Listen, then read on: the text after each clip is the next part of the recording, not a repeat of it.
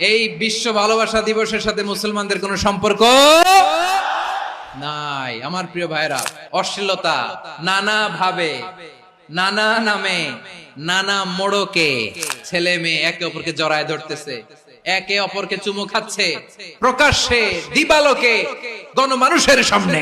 ওয়ানহানিল ফাহশা, আল্লাহ তাআলা অশ্লীলতাকে নিষেধ করেছেন। যত ধরনের, যত টাইপের, যত ক্যাটাগরির অশ্লীলতা হতে পারে সব অশ্লীলতাকে হারাম করেছেন কে? ফাহশা মানে কি? কথায়, কাজে, আচরণে, কমেন্ট, ফেসবুকের কমেন্টসে যত ধরনের নোংরামো আছে, যত ধরনের অশ্লীলতা আছে, এটাকে আরবিতে বলে ফাহশা। রাব্বুল আলামিন বলেন, কুল ইন্নামা হারামা রাব্বিয়াল ফাওয়াহিশা মা যাহারা মিনহা ওয়া মা বাতান। ও নবী, আপনি বলে দেন, আমার রব প্রকাশ্য, অপ্রকাশ্য, স্পষ্ট কিংবা অস্পষ্ট, দৃশ্যমান কিংবা অদৃশ্যমান সব অশ্লীলতাকে হারাম করেছেন। সব ধরনের অশ্লীলতা হারাম। এবার বলেন, আমাদের সমাজে অশ্লীলতা আছে না নাই? অশ্লীলতা নানা ভাবে, নানা নামে, নানা মোড়কে আমাদের সমাজে আছে না নাই? সংস্কৃতির নামে, ফ্যাশনের নামে, বিনোদনের নামে, উপন্যাসের নামে, কনসার্টের নামে অশ্লীলতা আছে না নাই?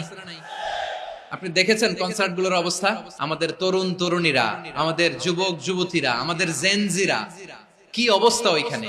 ছেলে মেয়ে একে অপরকে জড়ায় ধরতেছে, একে অপরকে চুমু খাচ্ছে প্রকাশ্যে, দিবালোকে, গণমানুষের সামনে।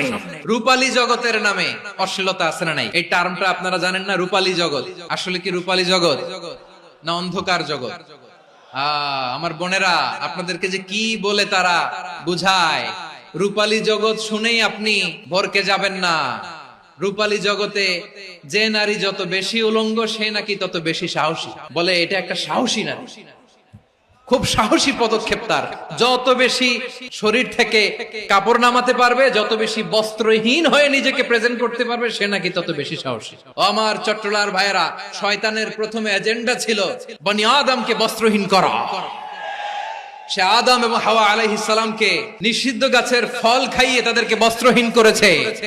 এই জামিনেও সে আমাদেরকে বস্ত্রহীন করতে চাইবে। এই রূপালী জগতের নামে তারা এটা করে। আমার প্রিয় বোনেরা, আপনি জানেন না আপনার দাম কত? ওরা আপনাদেরকে বিজ্ঞাপনের সস্তা পণ্য বানাতে চায়। ওরা আপনাদেরকে ওদের ভোগের লিপসার টুলস বানাতে চায়। আপনাদেরকে দিয়ে ওদের খায়েশ পূরণ করতে চায়। এটা আপনাদের জন্য মোটেও ডিগনিটি নয়, এটা আপনাদের জন্য সম্মান নয়। আপনার সম্মান শালীনতায়, আপনার সম্মান হেজাবে, আপনার সম্মান ভদ্রতায়, আপনার সম্মান আপনার ডিসেন্ট পোশাকে। পোশাক বলে দেয় এই নারীটা ভদ্র না অভদ্র। পোশাক বলে দেয় এই মেয়েটা কোন ঘরের মেয়ে। আপনি জানেন না? আপনারা সস্তা পণ্য বানায়, ভোগের পণ্য, বিলবোর্ডে আপনাকে উলঙ্গ করে উপস্থাপন করে। এই অশ্লীলতার সাথে ইসলামের কোন সম্পর্ক। এজন্য আল্লাহ বলেন, আমি অশ্লীলতাকে হারাম করেছি। অশ্লীলতাকে হারাম করার প্রথম কারণ হলো এর মাধ্যমে মানবতাকে অপমানিত করা হয়। কারণ মানুষের সম্মান মানুষের পোশাকে। মানুষ যখন পোশাকহীন হয়ে যায়, বস্ত্রহীন হয়ে যায়, তার সম্মান কমে যায়। ঠিক কিনা? অশ্লীলতাকে হারাম করার প্রথম কারণ হচ্ছে মানুষ মানুষকে অপমান করে। একটা নারী, সে তো সম্মানিত। নারী যে কত সম্মানিত, নারীর এটা বুঝেই নাই। বিশ্বনবী বলেন, আদ-দুনিয়া কুল্লুহা মাতা ওয়া খায়রু মাতা'আদ দুনিয়া আল মারআতুস সালিহা। আমার বোনেরা, 5টা প্যান্ডেলে আপনারা এলইডিতে আমার আলোচনা শুনছেন, আমি জানি। আপনাদের এই গর্ভ যে কত দামি আপনি জানেন না। আপনার পেট থেকেই আসবে আগামী দিনের সালাহুদ্দিন আল আইয়ুবী। আপনার পেট থেকেই আসবে অনাগত দিনের ইমাম মাহদী আল মুনতাযর। আপনার পেট থেকেই আসবে অনাগত দিনের ফয়সাল, ওয়াসিম, মুগ্ধ, আবু সাইদের মতো বীর যোদ্ধা।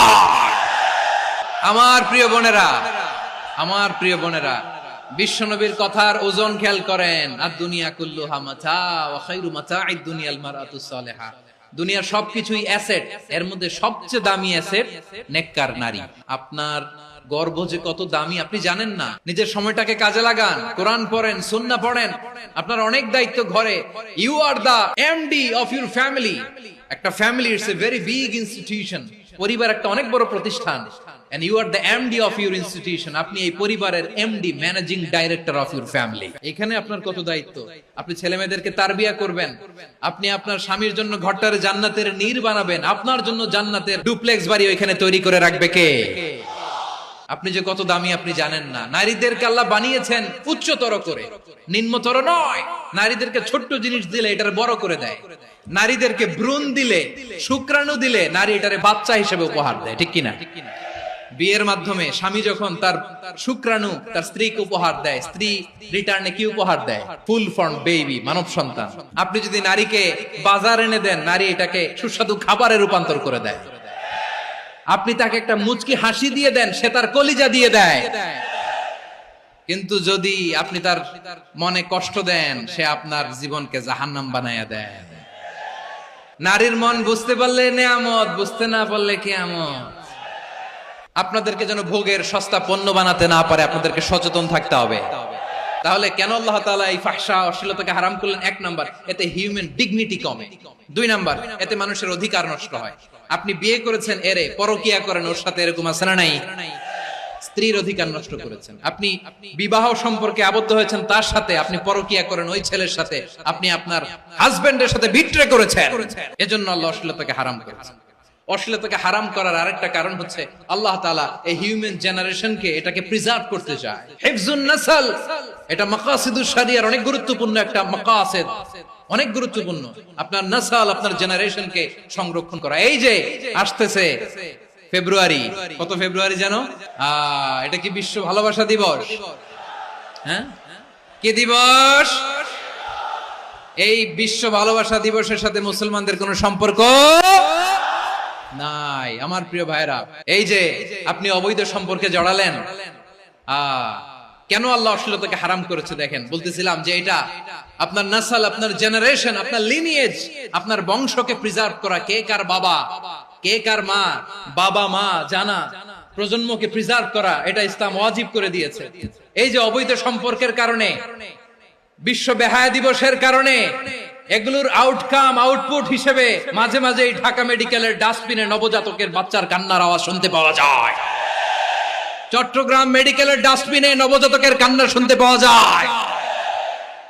বীর চট্টলার মুসলমানেরা বুঝতে পারলে আওয়াজ করে বলেন, এই যে চট্টগ্রাম মেডিকেলে যে নবজাতকটা পাওয়া গেল, ওর বাবাকে আমাকে বলেন, ওর মাকে, ও কোন ফ্যামিলির সন্তান কেউ জানে? আপনি হিউম্যান ডিগনিটিকে অপমান করেছেন না? আপনি তার ভবিষ্যৎকে অন্ধকার করেছেন না? আপনি তার লিনিয়েজকে প্রশ্নবিদ্ধ করে দিয়েছেন না? এই জন্য আল্লাহ তাআলা অশ্লীলতাকে আমাদের জন্য হারাম করে দিয়েছেন। পড়েন সুবহানাল্লাহ। এজন্য রব্বুল আলামিন বলেন, কুল ইন্নামা হারামা রাব্বিয়াল ফাওয়াহিশা মা যাহারা মিনহা ওয়া মা বাতান। প্রকাশ্য অপ্রকাশ্য সব অশ্লীলতাকে হারাম ঘোষণা করে দিয়েছে কে? আবার দুনিয়ার বুকে যারা অশ্লীলতার প্রসার করে তাদের জন্য শাস্তি মজুদ রেখেছে কে? রব্বুল আলামিন বলেন, ইন্নাল্লাযীনা ইউহিব্বুনা আন তাশিআল ফাহিশাতু ফিল্লাযীনা আমানু লাহুম আযাবুন আলীমুন ফিদ দুনিয়া ওয়াল আখিরাতি ওয়াল্লাহু ইয়ালামু ওয়া আনতুম লা তা'লামুন। নিশ্চয়ই যারা বিশ্বাসীদের মাঝে অশ্লীলতার প্রচার প্রসার করতে চায় তাদের জন্য আমি মর্মন্তুদ শাস্তি প্রস্তুত করে রেখেছি, দুনিয়াতেও রেখেছি, আখিরাতেও রেখেছি। ঘোষণাটা কার? যারাই নাটকের নামে, সিনেমার নামে, রূপালী জগতের নামে, মুভির নামে, ওটিটি প্ল্যাটফর্মের নামে আমার সমাজে অশ্লীলতা ছড়াতে চায় তাদের জন্য কঠিন মর্মন্তুদ শাস্তি মজুদ রেখে দিয়েছে কে? ও আমার বোনেরা, এখনো আপনি জাগবেন না? এখনো আপনার চিন্তার দুয়ারে এখনো নাড়া পড়ে নাই? ওরা আপনাকে উলঙ্গ বানাতে চায়, ওরা আপনাকে আইটেম গার্ল বানাতে চায়। এজন্য ইসলাম অশ্লীলতাকে হারাম করেছে। হারাম।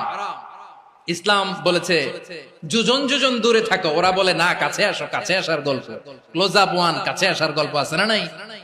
তাহলে অশ্লীলতার সাথে আমাদের কোনো সম্পর্ক? আমরা এই সমস্ত ক্লোজ আপ ওয়ান, কাছে আসার গল্পের প্রোগ্রামে যাব আমরা কোন ধরনের অশ্লীল কন্টেন্ট সোশ্যাল মিডিয়ায় টিভিতে দেখব